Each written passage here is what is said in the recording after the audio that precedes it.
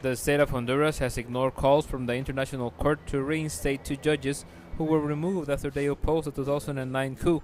In June 2009, the military kidnapped President Manuel Zelaya, removing him from the country.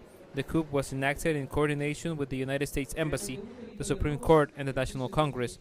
Only two judges and a magistrate voiced their outrage, calling the kidnapping a coup. The judges went to the streets and joined the resistance, and later were dismissed and prohibited to work in the country's justice system. After the coup, we joined the demonstrations because we thought it was our responsibility, not only to accompany the resistance, but also to do legal actions that prove we had a coup d'etat. After he was removed from the justice system in July 2009, Guillermo put his case against the Honduran state to the Inter-American Human Rights Court. 6 years later, the court decided in favor of the judges, stating that his removal in 2009 was not legal, but a crime against democracy.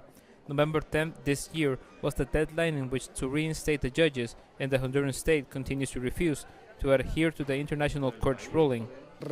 We reject any arrangement that proposed of paying us without putting us back in the justice system, and we will go again in the International Human Rights Court. The Honduran state's decision to disobey the ruling by the International Court could bring extremely bad consequences for the Committee for the Freedom of Speech. This is a worrying message for all, for the Honduran society, for the remaining independent judges, because the government is saying that they can do what they want, and if anyone demands them internationally, they will only put a price and try to pay their way out of human rights abuses.